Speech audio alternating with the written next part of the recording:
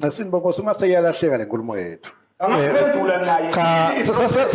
Sasilahlekile ngcono manje sibuye siyicontrol ngoba lengikucela konyalo ukuthi siqhubeke siphendule imibuzo. Umbuzo lo landzela ukuthi uyavuma yini kune constitution la evenda kaNkwane? Asenginanzalela Mthulile ngicela kwendlulisa la becala ngingakavumi ngingakaphiki. Bantu babalwa ngereferendum ubekwa umbuto lothi bangakhi labafuna kuthi bangakhi labafuna kuthi.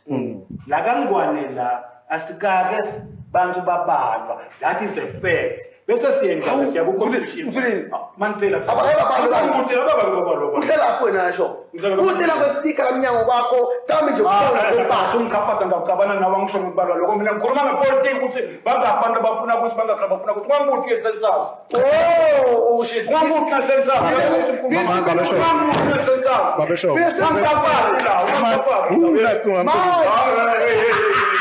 ndawuhamba wakhuluma mina ngeqalo thina shut up ngikhuluma mina cha phela shongo seyonakala ke no usungicaphatha mina solo kungakuhlonipha umuntu omcelela khuluma mina ngebalwa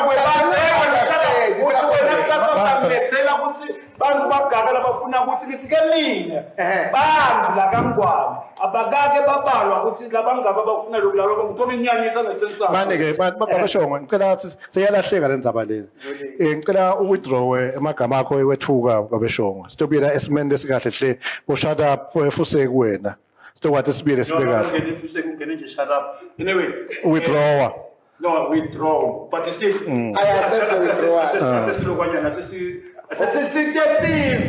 okay I know ukuthi wena utokwendana ukuthi udefendale and all those things but here the country is in a problem. Let us assist this country to get out of this problem. Of course.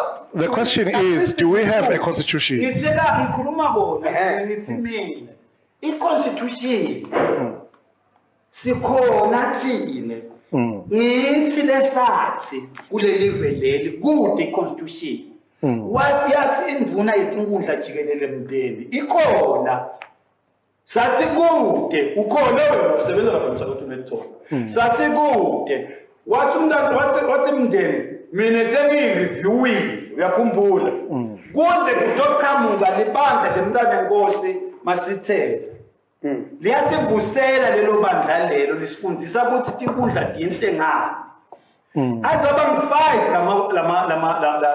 labovusela kuyofika 2005 ugcina nemntana enkosi David so compile i-constitution la athi khona labantu lebebakhuluma la kulo 10 years bebangakhulumi ngema-constitutional methods.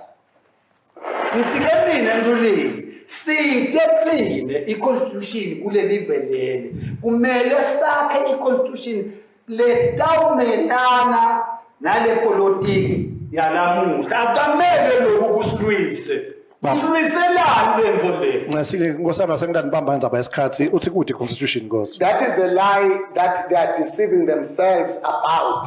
A constitution is in place. We're a constitutional democracy. We have constitutional things that we adhere to in this land. The constitution, in effect, was also a contribution. Yekusitwa European Union, Commonwealth, America, all these on this constitution. But let's go to dialogue because this thing I said that's what but about dialogue I see what Kuruma Sihle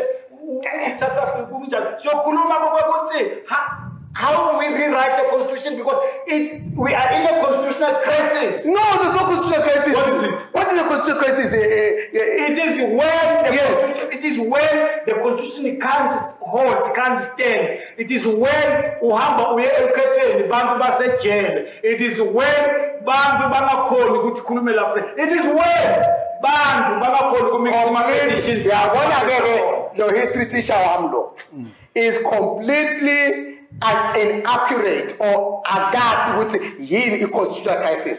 Ukwayiteka le ndzaba ekuqaleni bengithi we understand ukuthi kuna 3 arms of government that uphold the constitution. One arm is one arm judiciary, executive. These three arms of government, ngidabuyisela emuva ku-November 28.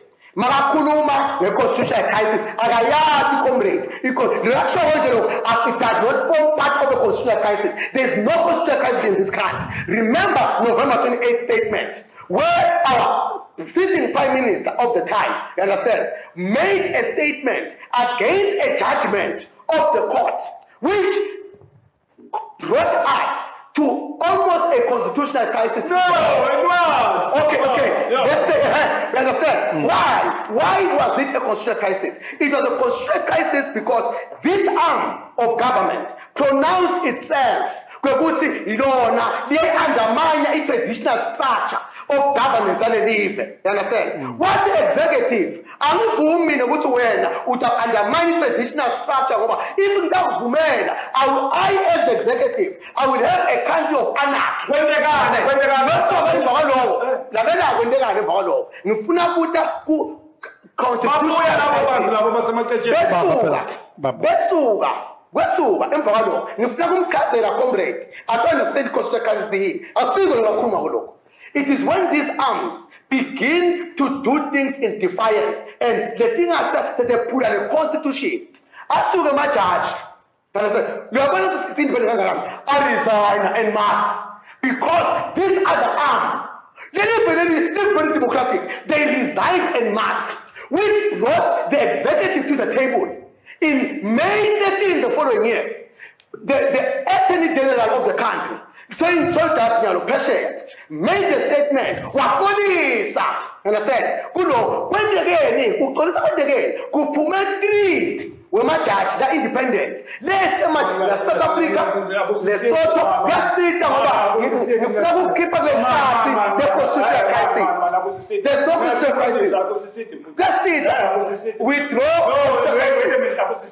Just sit. My MPs at jail because they were exercising their constitutional right. No. Why are they in prison? Where the charges?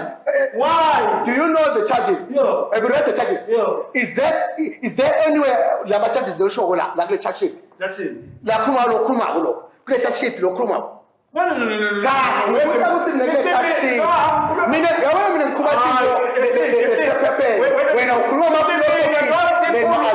Because you want to people were advancing their constitutional right inside parliament. Where are they? Tell me, where is MP Mien, Timothy? He's at home. Where is MP last week? He's at home. Where is MP Loa Sentambeni Banilo? He's at home.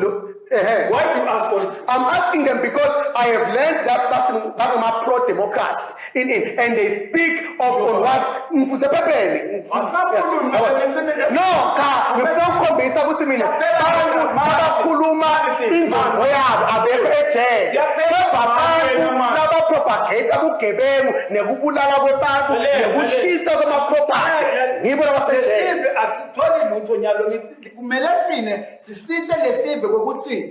How do we stop Dlamini from killing Dlamini? Yes, we stop Dlamini from killing Dlamini by number one, Babesho. Let's accept. Just calm down. Okay.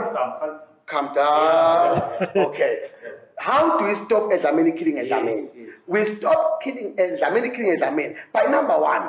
You and I sitting here, Babesho. We must accept that there's a constitution in this country that we will follow to bring us to the table. Understand? You and I. Yes.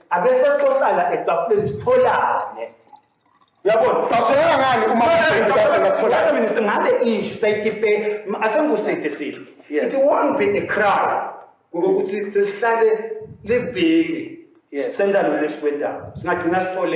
This country needs time.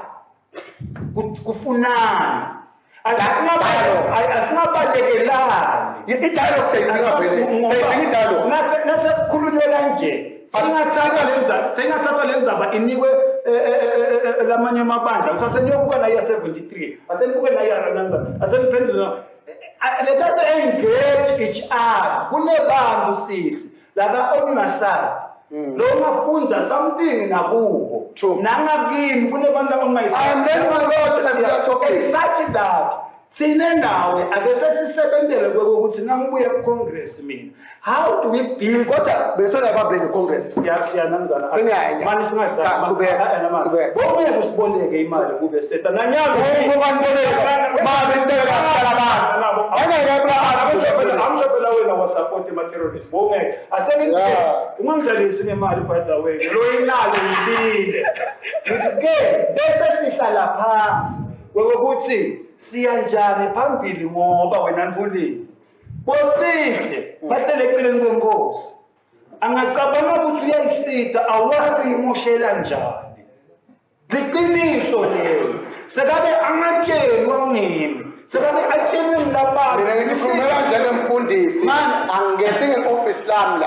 That is why I agree with corruption ngamtshela ukuthi I'm not guiding spokesperson. Ngiphuma kule invite yakho ngoba ungibita lesikukhuluma kwale emsebenzini wakho uya ngabo ngiko lokulethelele imali ungabalekele ngithi ke mina siqhubeka kodabamcoka ukuthi Channel S noba nayo Sihle afake imali sesike sizohlala nalo iviki sesikhulumisane sekube kubuye labadzala nakimi nakuwe sesika yakindzaba leti sikithole ukuthi vele kwenyeka lokhu le report letanayo ngoba nje lenye report engitakulungisela yona is from Freedom House lechaza a failed state why wena unabo bonke ukhatimula the ordinary in the same report there's a clause that says democracy abayiboni yemaphathi in this country in the next 70 years. In the same report I have it. Kanti benkosi lenhle siyabonga kakhulu kulesikhatsanyalo.